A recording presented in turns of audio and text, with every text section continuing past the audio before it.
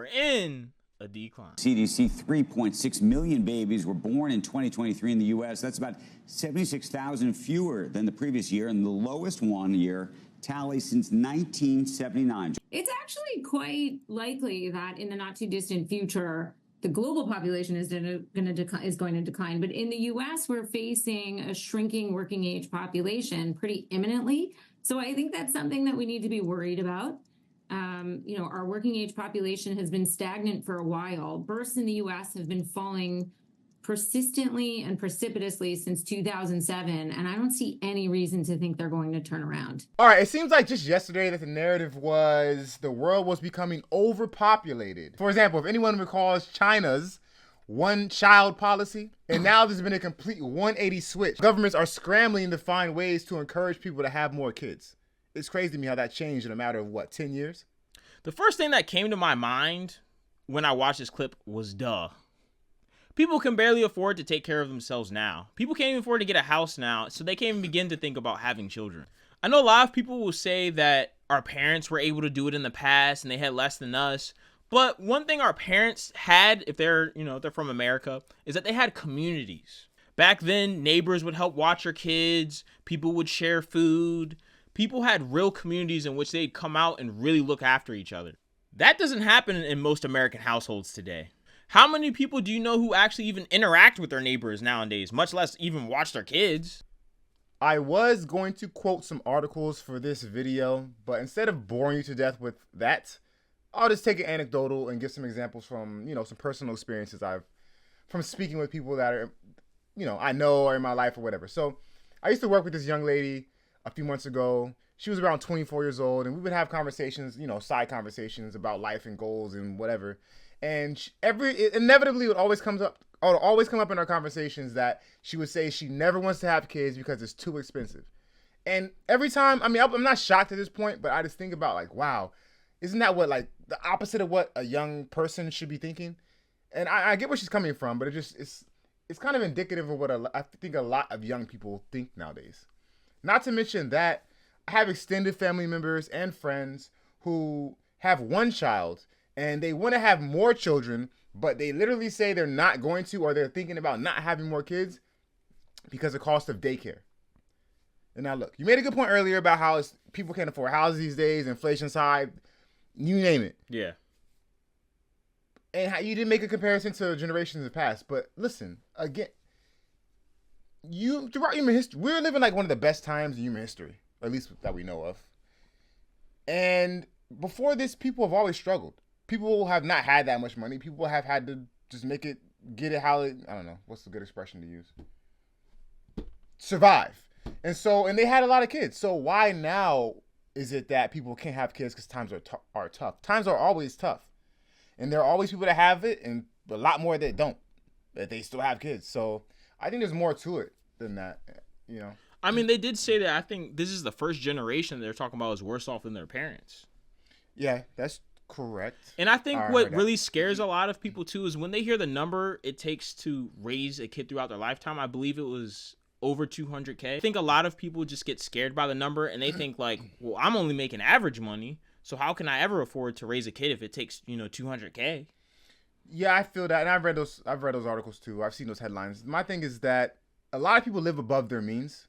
So sure, that's also true. You know what I mean? True. So how they get that 200K number, I don't know.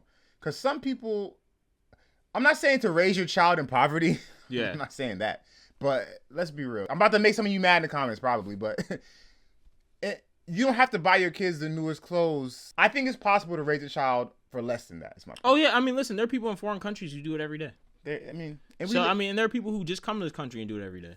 So I'm not. That's actually that's an even. So better I'm not I don't look at that number and I'm like, oh my gosh, that's crazy. That doesn't even sound that crazy to me because if you think about it, that's supposed to last you from 1 to 18. Right. I mean, that makes sense. That's less than $10,000 a year. Yeah. So, I mean, I'm not really surprised. I just think the fact that people are getting crushed so hard now, I know so many people who still live with their parents. So it's kind of how can I expect people to be motivated to move on to that phase of their life? And it requires so much for that person to move on where they're not exactly there where they want to be. And, it just doesn't look like I don't know. I honestly feel like Gen Z just doesn't see a whole lot of hope in their future, and millennials to that extent. Yeah, listen, there's an element of truth to that, no doubt. But have you heard of the movement? We've discussed this before. The whole DINK movement, dual income, no kids. No, I've never heard of that. All right, there's like this thing on, I guess it's some type of TikTok, who knows, social media, where there's dual income couples, and they're young couples that make decent income, especially combined. The whole idea is they brag about their lifestyle that they can afford because they have dual incomes but have no kids to take care of. Oh, okay. And they're not struggling. They have, by these Instagram posts or whatever, they have decent lives, taking trips here and there, nice cars, maxing out their 401ks and their Roth IRAs. I'm sure they can afford to have kids, but they're like, you know what? We don't want to because we'd rather enjoy our nice plush lifestyle. Now, that is way different than someone saying, oh, I'm struggling to make ends meet, so I really can't see myself having a kid right now. So that's the selfishness. And look, again, I have no kids, but... Yeah, I don't have any kids either. You don't have kids? So I'm not. So I can't really cast any stones.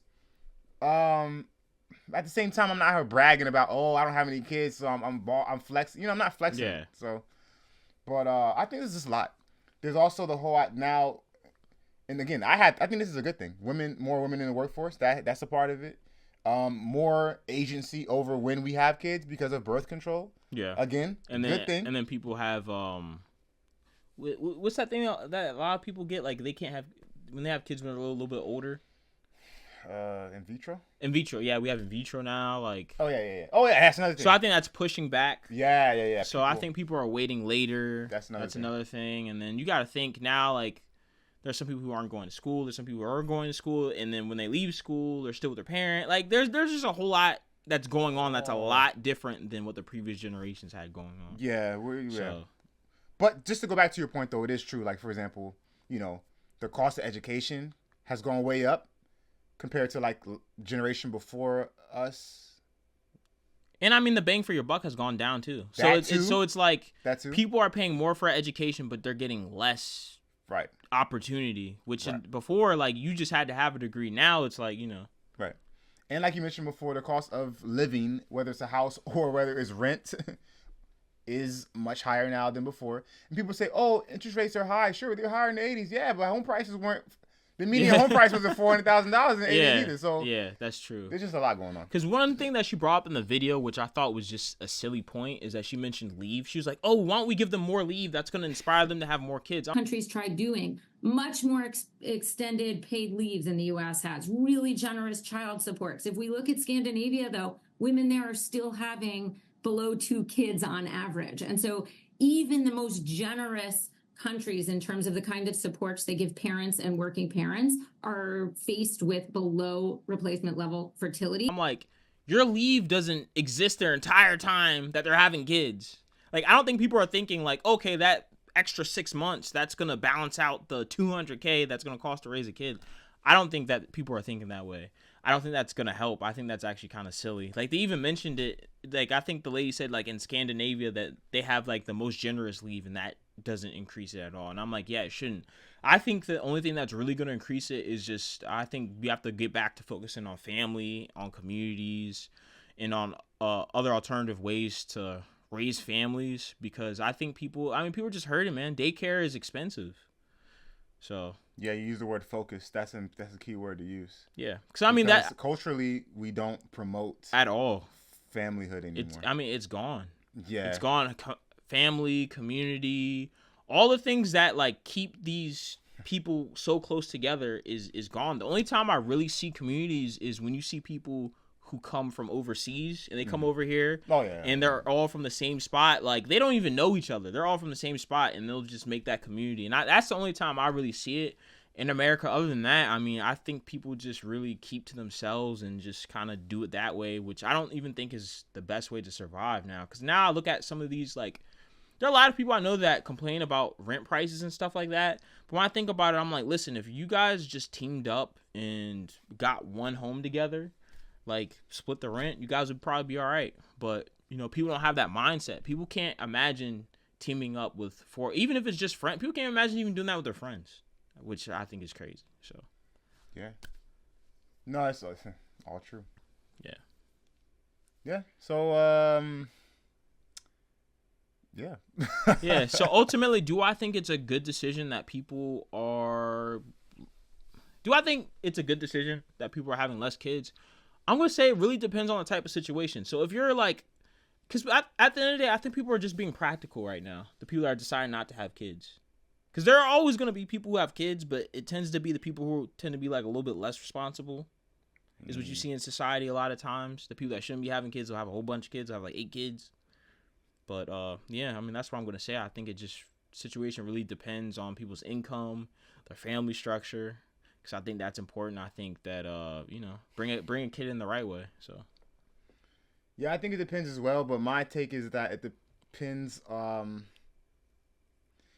Okay, I think that what we said last about the cultural shift is what I want to focus on. I think that it's a bad decision because I think that while times are tough, maybe more so than previous generations, fair enough.